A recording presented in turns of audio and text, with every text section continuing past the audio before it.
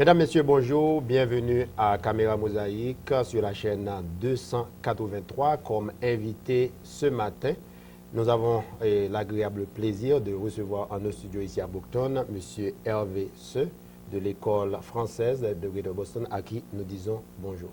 Bonjour Yves et merci de nous recevoir. Et c'est avec plaisir et enthousiasme que je vous expliquerai ce qu'est le FGB, Éducation française Greater Boston. Mais c'est quoi exactement cette école? Donc en fait, c'est une école qui a été créée il y a 2 ans par une association de parents et d'enseignants. Et l'idée, ça a été de faire un point sur ce qu'il existait aujourd'hui comme type d'enseignement en français à Boston. Et donc en tant que parents, aujourd'hui, les solutions proposées ne nous permettaient pas soit d'inscrire notre enfant dans une école française, soit de pouvoir avoir des cours à Boston. Donc on s'est réunis, puis on a monté en place cette association qui donne des cours de français pendant toute une année scolaire, 4 heures de cours. C'est un after-school programme de 4 heures par semaine. Et nous sommes aujourd'hui présents à Boston, Cambridge, Lexington, Newton, et nous venons d'ouvrir une école à Beverly. Voilà. Donc, nous avons commencé avec 20 élèves, et aujourd'hui, nous sommes plus de 120 élèves.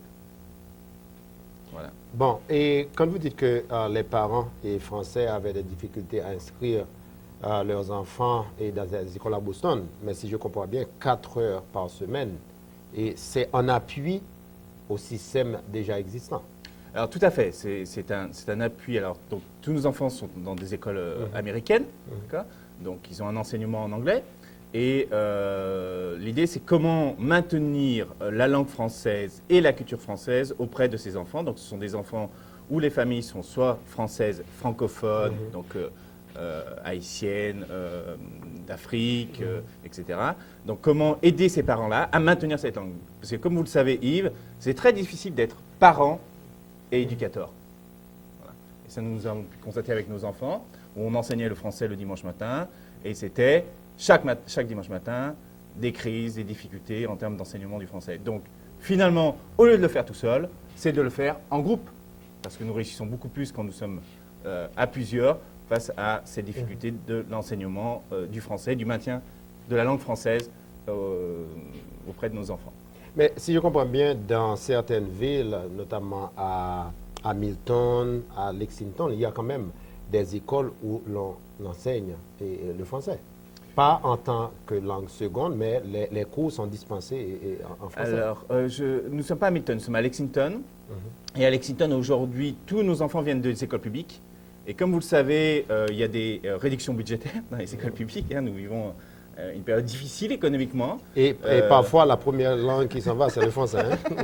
Donc, comme vous le savez, s'il y a un choix à faire entre l'espagnol ou le français, c'est l'espagnol qui est choisi, ce qui est normal, parce qu'aux États-Unis, effectivement, c'est comme la seconde langue parlée dans ce pays. Et voilà, donc c'est la raison d'être aussi, l'existence même de ce programme. Mais comment sont financés ces programmes? Alors, très bonne question. Donc, il y a une partie qui est subventionnée par l'État français. Donc, c'est un programme qui s'appelle le programme FLAM, Français langue maternelle, où chaque année, nous soumettons un projet de subvention. Donc, ça fait 2 ans. Et ce programme FLAM explose aux États-Unis. Voilà. Aujourd'hui, c'est présent à New York, à Seattle, à San Francisco. Il y a un programme FLAM qui va se créer à Houston, à Chicago. Bon, voilà. Donc, une demande des parents très forte pour mettre en place ce programme FLAM aux États-Unis.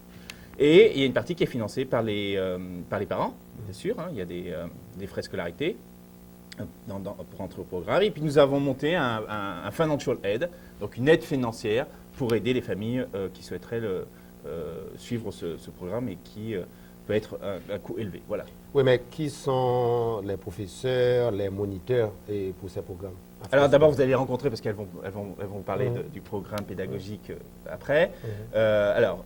Donc c'est une très bonne question parce que la réussite d'un programme comme le FGB, c'est d'avoir une qualité des enseignantes, un très haut niveau de qualité au niveau des enseignantes. Et pour cela, nous recrutons que des enseignantes qui ont une expérience d'enseignement en France, mais aussi aux États-Unis. c'est-à-dire qu'ils connaissent la culture éducative aux États-Unis.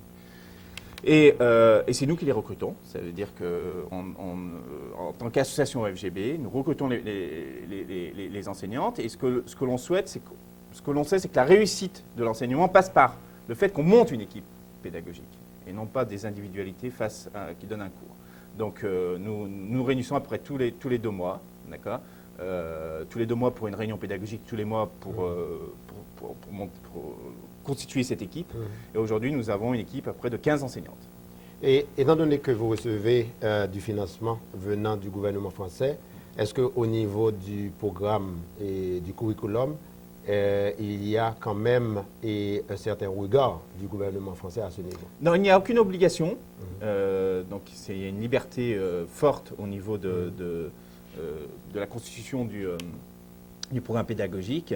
En revanche, on va être amené, au moins à partir de l'année prochaine, de faire que les enfants, s'ils le souhaitent, si les parents le souhaitent, de faire un concours. Vous connaissez le TOEFL, donc il existe aujourd'hui le DELF, de monter ce programme pour que les enfants puissent avoir accès à ce concours. Donc, qui est une reconnaissance internationale en termes de niveau du français des enfants. Mais vous recevez des enfants de quel âge? Alors, nos enfants vont de l'âge de 5 ans jusqu'à 15 ans. Nous avons 4 niveaux en termes 4 niveaux éducatifs. Donc, un niveau qui s'appelle les débutants, donc où là c'est l'apprentissage de la langue. Intermédiaire, où là on est dans la phase on va vers le monde de l'écriture, lecture-écriture. Un groupe confirmé, où là on fait un CE1, donc on est vraiment dans le domaine de l'apprentissage, de la grammaire, de la conjugaison. Et puis un groupe de grands, donc des enfants qui sont en middle school.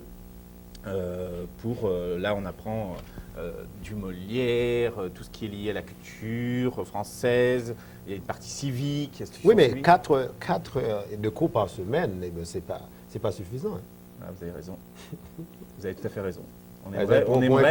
On aimerait faire 6 heures, 8 heures par semaine, mais vous savez, nos enfants ont un programme déjà très chargé, donc ça nous paraît très difficile de le mettre en place. Ce qu'on s'est aperçu, c'est que, bien sûr, ce programme Flamme existe depuis très longtemps, il existe depuis 10-15 ans. Et finalement, le retour d'expérience des programmes Flamme existants, c'est qu'il faut 4 heures minimum. Et effectivement, on a fait un choix de 4 heures. Et là, vous avez raison aussi, c'est qu'on demande aux parents, c'est parler français à la maison, lisez en français, faites les devoirs, parce qu'il y a des devoirs à partir du groupe des intermédiaires. Donc faites les devoirs avec les enfants. Voilà. Donc on demande à ce que les parents s'impliquent aussi au niveau de l'éducation de cette langue. Parce que vous savez, c'est très difficile de maintenir une seconde langue. Oui, mais est-ce que par exemple, parfois, il n'y a pas, je ne dis pas, de conflit entre l'enseignement qui est dispensé à l'école et ce que l'enfant apprend au niveau de votre programme? Parce que, bon, je suis également prof de français. D'accord.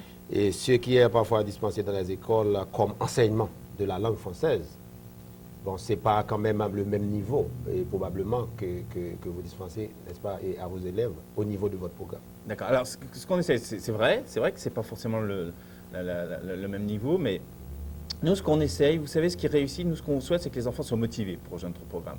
Parce que ce qui fera le succès de l'enseignement, c'est 1, la qualité de nos enseignantes, 2, la motivation de l'enfant.